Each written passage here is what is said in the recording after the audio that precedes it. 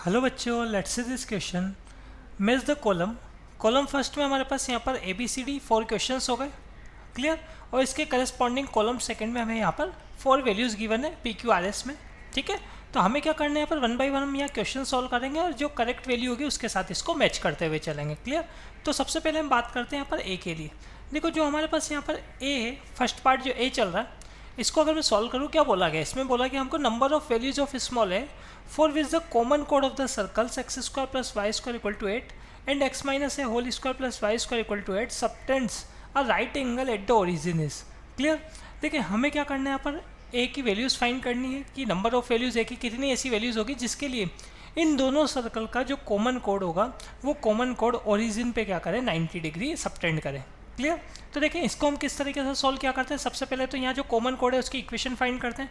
तो common code कैसा आता है हमारे पास, S1 minus S2 equal to 0 से, ये कॉमन कोड की इक्वेशन होती है। S1 मतलब जो फर्स्ट सर्कल हमारे पास है, x square plus y square minus 8 minus, फिर जो सेकेंड सर्कल हमारे पास है x square minus 2ax plus a square plus y square minus 8 equal to 0। ये हमारे पास कॉमन कोड की इक्वेशन हो गई।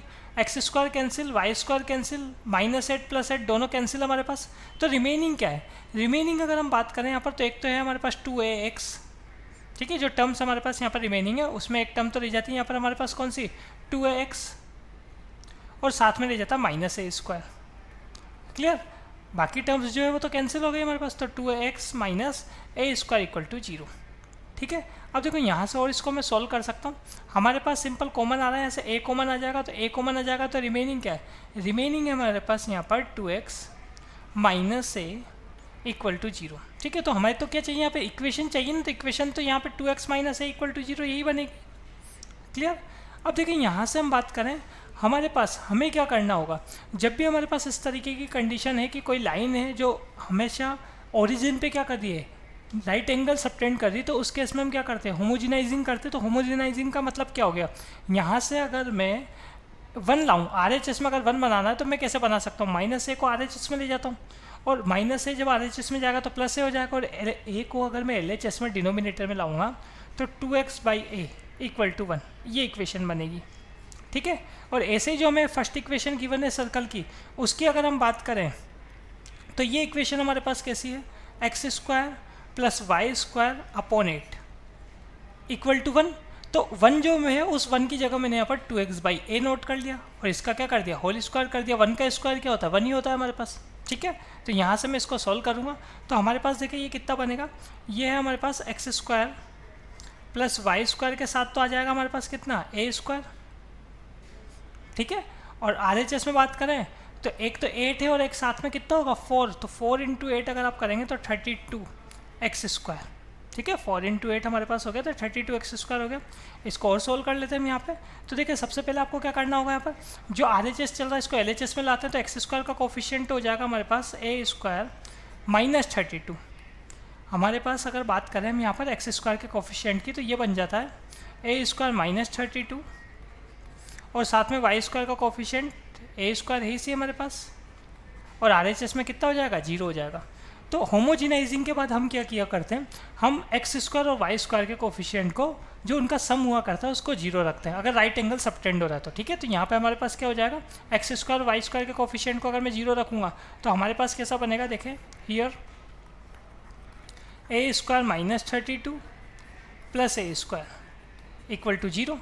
तो यहाँ से 2a स्क्वायर की वैल्यू आ रही 32, तो a स्क्वायर आ रहा है हमारे पास 16, तो a की वैल्यू आ गई प्लस माइनस 4। तो नंबर ऑफ वैल्यूज़ कितनी हो गई, number of values of a, number of values of a की कितनी वैल्यूज़ हो गई, यहाँ पे 2 वैल्यूज़ हो गई, क्लियर। तो इसका मतलब हमारे पास जो फर्स्ट क्वेश्चन है a, ये किसके साथ मैच करेगा, देख लेते हैं हम। 2 वैल्यूज़, ये q में है ना, q जो आपके पास चल रहा है इसमें कितना 2 गिवन है आपको, तो इसका मतलब a जो है वो मैच कर रहा है किसके साथ, q के साथ। तो ये एक आंसर हो जाता है आपके पास, ठीक है। अब हम बात करते हैं बी की। देखें बी में क्या बोला गया हमको, अ कोड of the circle, circle given है x minus 1 whole square plus y square equal to 4 lies along the line y equal to 22 into root 3 x minus 1, the length of the कोड is equal to, ठीक है। देखो आपको जो circle given है, इस circle के जो लाइन आपको एक इसमें गिवन है, इसके अलोंग जो कोड होगी उस कोड की हमको क्या करनी है, पर लेंथ फाइंड करनी है। तो देखो जो गिवन सर्कल है इसका सेंटर क्या होगा, इसका सेंटर होगा 1,0, ठीक है, ये हमने बी में देखा है यहाँ पर, सेंटर ऑफ सर्कल, सर्कल का सेंटर क्या हो गया 1,0 हो गया।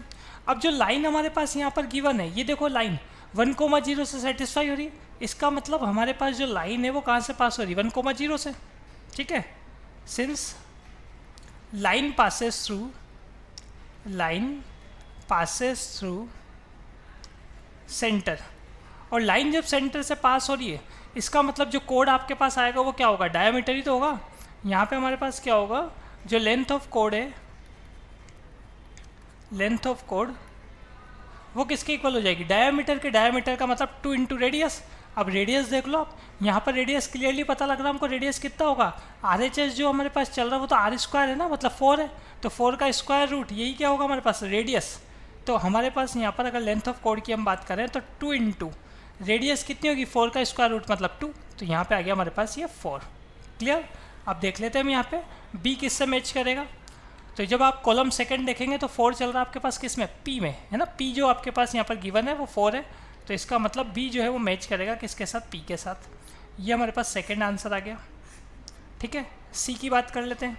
सी में क्या बोला गया, the number of circles touching all the 3 lines 3x + 7y = 2, 20x + 49y = 5 and 9x + 20y = 0।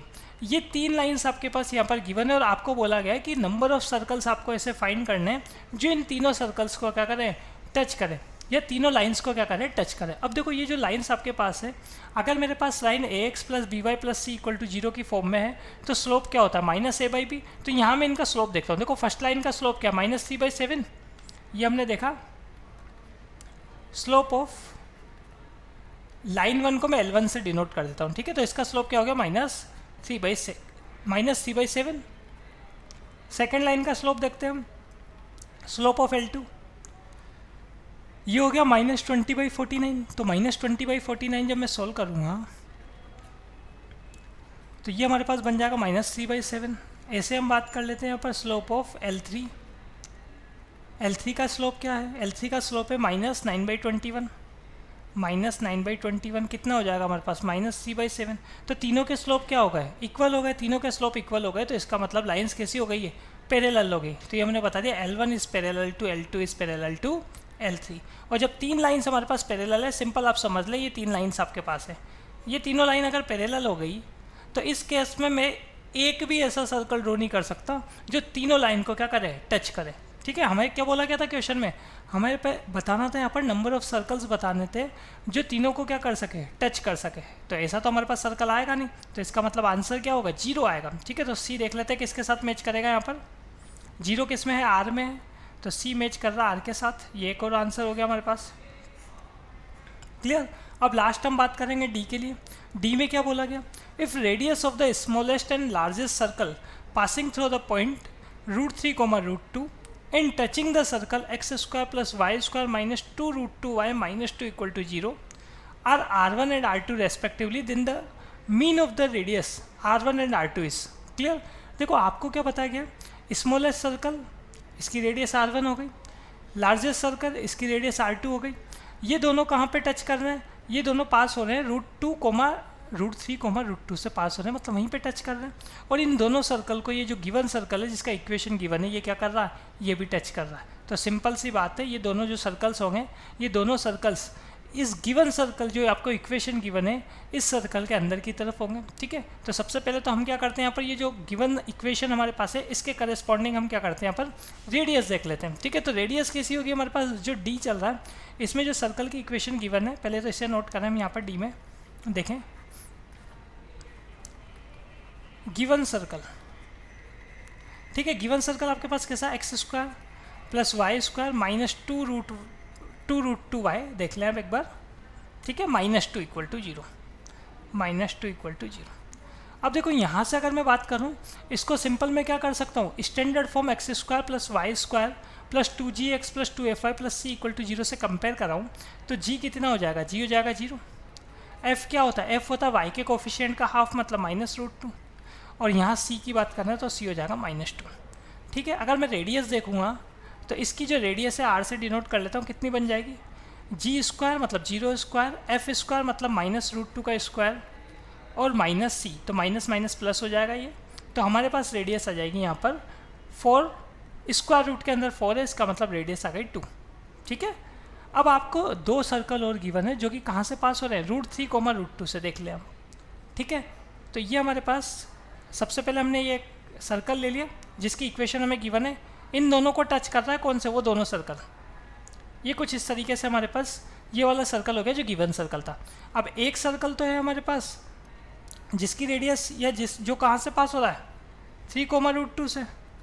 ठीक है, और एक ये दूसरा सर्कल है, एक छोटा सर्कल होगा एक बड़ा सर्कल होगा, तो ये भी कहाँ से पास हो रहा है, ये जो पॉइंट हमारे पास चल रहा है, ये पॉइंट चल रहा है यहाँ पे कितना, √3, √2। देखो सिंपल सी बात है, इन दोनों का सेंटर्स अगर मैं देखूँ, एक की रेडियस क्या चल रही है, जो छोटा सर्कल होगा उसकी रेडियस r1 है, जो बड़ा सर्कल है उसकी रेडियस क्या है, r2। अब सिंपल सी बात है, जब मैं इसको आगे की तरफ मीट करूँगा, पहली बात तो ये हमारे पास क्या, एक डायामीटर हो गया ना बड़े सर्कल का, ये क्या हो गया, बड़े सर्कल का डायामीटर हो गया। तो यहाँ हमारे पास क्या होगा, क्लियरली हम डायग्राम से देख सकते हैं, ये जो r1 और r2 का जो डबल है, ये r1 है यहाँ से यहाँ तक, तो ये भी तो r1 ही है, और ऐसे ये क्या चल रहा है, ये r2 चल रहा है हमारे पास। ठीक है, तो इसका मतलब हम यहाँ पे ये जो कंप्लीट लेंथ है ये कितनी, ये कंप्लीट लेंथ है हमारे पास r1 + r2 का डबल। ठीक है, और ये किसके इक्वल होगी, जो बड़ा सर्कल है उसके डायामीटर के, मतलब 2 × r के। ठीक है, तो यहाँ से हमारे पास क्या हो जाएगा, 2 से 2 तो कैंसिल हो जाएगा। ठीक है, और सिंपल हमें क्या फाइंड करना, मीन फाइंड करना, तो ये बन रहा हमारे पास यहाँ पर r1 + r2 = 2 से 2 कैंसिल हो गया, रेडियस के इक्वल हो गया, मतलब 2 के इक्वल हो गया। 2 को LHS में ले आऊँगा तो r1 + r2/2 कितना हो जाएगा, 1 हो जाएगा। तो r1 और r2 का मीन कितना आ रहा है हमारे पास, 1 आ रहा है। ठीक है, तो देख लेते हैं हम यहाँ पे S क्या है, हमारे पास 1 ही है, तो इसका मतलब D किससे मैच करेगा, D मैच करेगा यहाँ पर S से। Clear, hope you understood it well, best of luck.